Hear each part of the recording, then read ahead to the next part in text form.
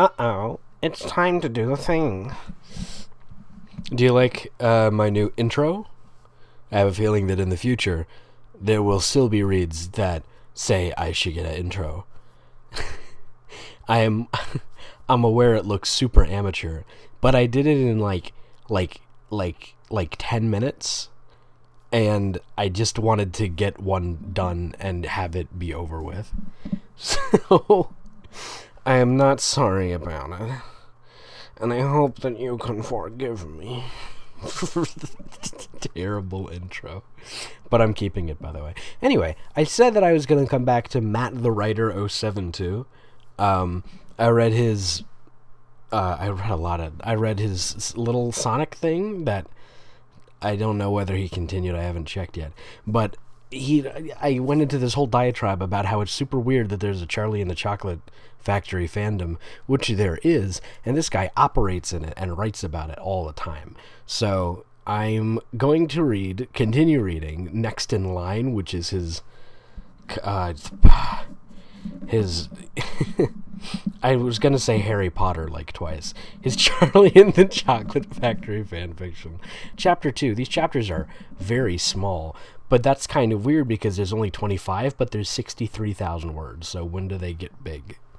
Anyway, Chapter 2 is Wonka's plan. It's just so absurd to me. I love it. I can't believe that Charlie and I have already reached this point in our lives, Mr. Wonka told his psychiatrist Oompa Loompa. By the way, that's a gag. I'm not necessarily sure that you should reiterate the gag seriously. It feels disingenuous, for lack of a better term. He was sitting on a red velvet couch in the therapy hall. Please tell me that's in the movie. I haven't seen it since it came out. And I was only -4 when it came out. I'm only 6 right now. As you'll remember, 40 years ago, I was looking for an heir to the factory. And Charlie won the position. Now, all of a sudden, he told me that we need an heir to replace both of us. And I honestly can't believe that our lives are going by that quickly. You're 90. Then again, I was looking for an heir at 42 years old, and Charlie is 53. So Charlie is 11 years older than I was in that situation. Good, quick math. Charlie and I, we really need to find someone. A person who is just as good as Charlie, if not maybe even a tad better. The problem is that I have no clue how to find one person to become our heir. In the last chapter, you were like, let's do the thing with the tickets again. And now you've forgotten that? The Oompa Loompa was writing down notes as the chocolatier recited his internal struggles. His infernal struggles. Again, with the chocolatier, don't do that. It confuses. It's not good writing. Quit. I can't, literally force you to edit the thing that already exists.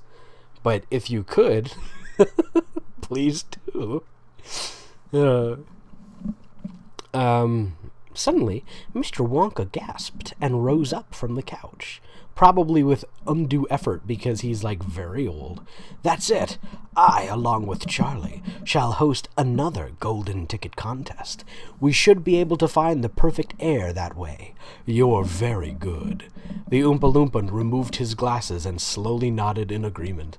See, I vaguely remember that gag from the movie, and I thought, but I don't think that you would want to put it in a fan fiction. It's sort of just like reciting the joke without explicating. It's kind of like bad form, because you can't do the same joke twice and just have it be the same. It's not funny anymore.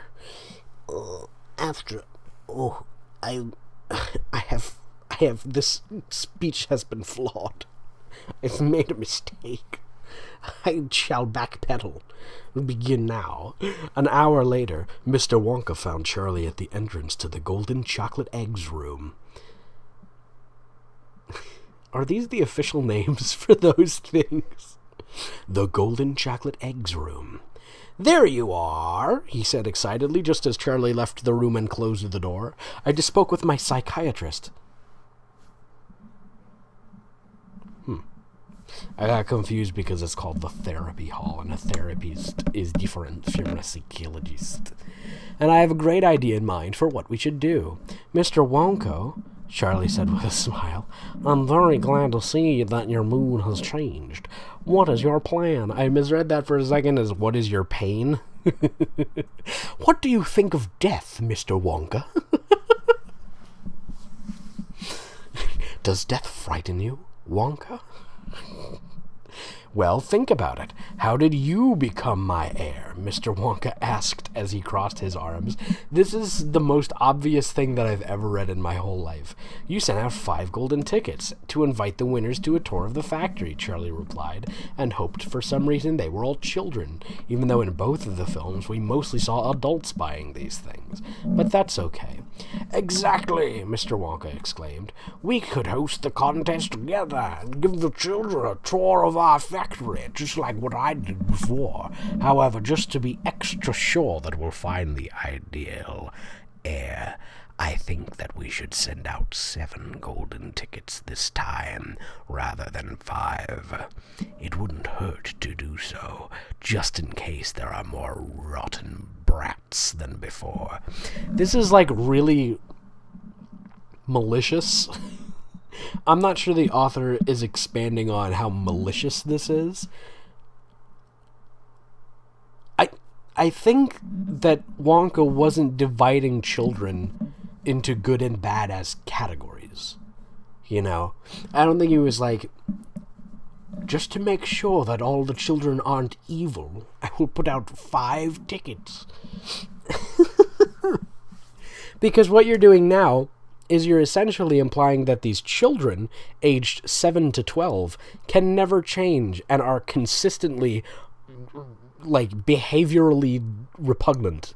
That's what is suggested here. Rotten brats. It's so... Ugh.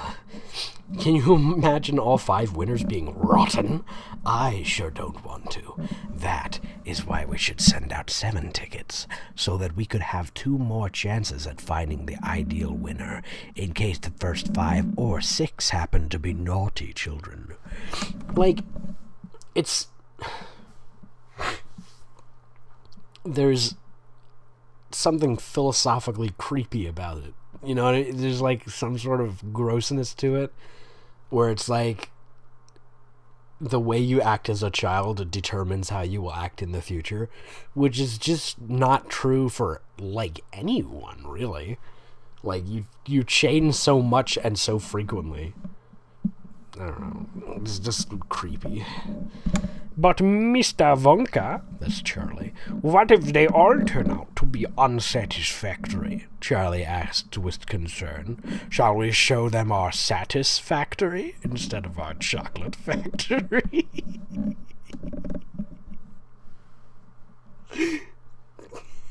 I'm sorry. That was stupid.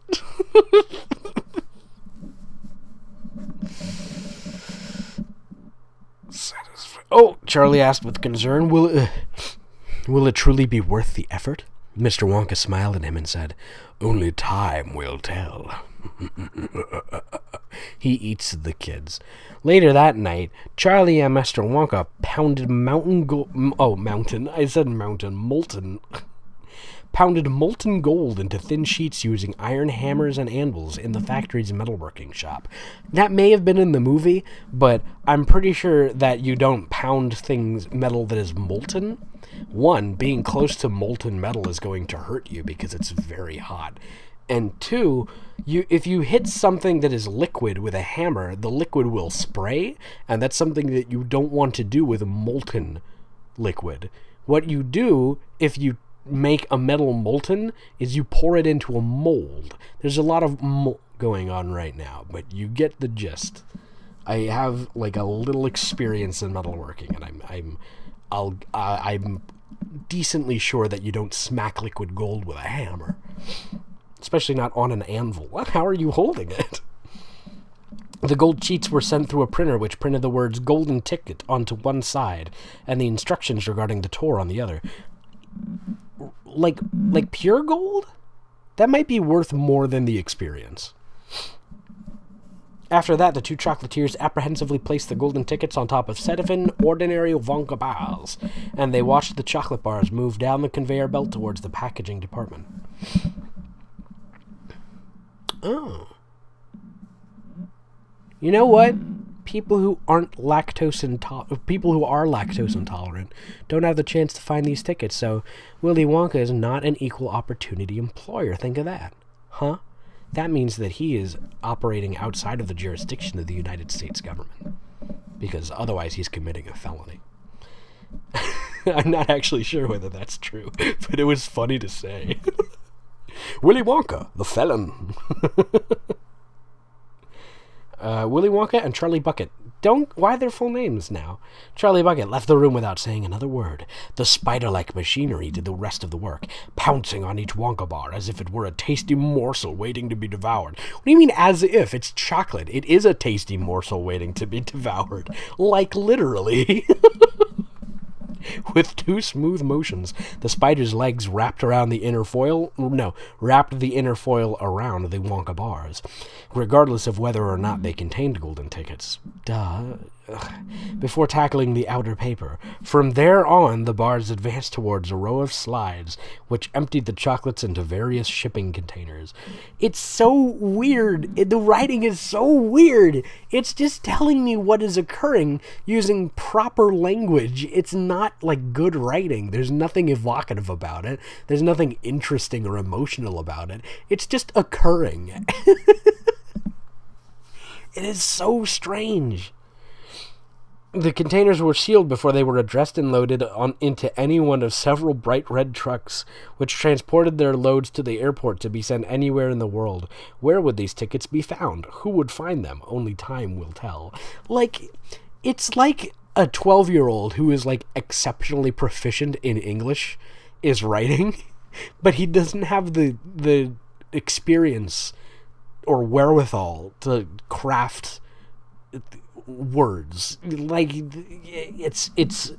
It's artistically defunct, but literally it's completely solid. Oh, it's making me laugh very good. This guy is my favorite now. It tickles me in a certain way. Author's note: I really hope you enjoyed reading the first 2 chapters of Next in Line, even though they were rather short. Feel free to review and share your thoughts and opinions, and most importantly, stay tuned for the next chapter when the first of 7 ticket winners will be revealed. Matt,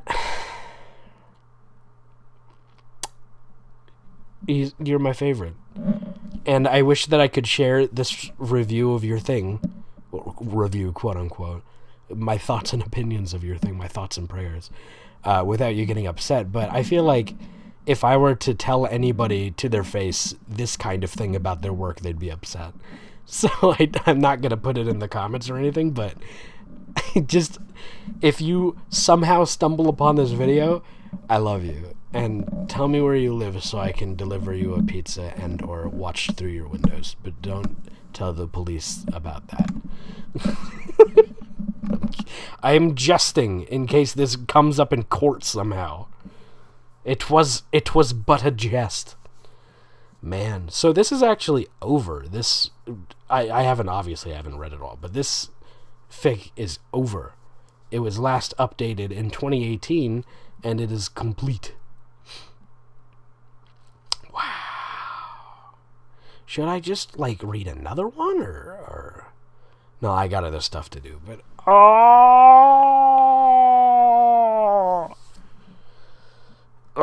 Anyway, next order of business is to create an outro, but for the time being, I think I'm just gonna play copyrighted music like I used to. Until next time, boy!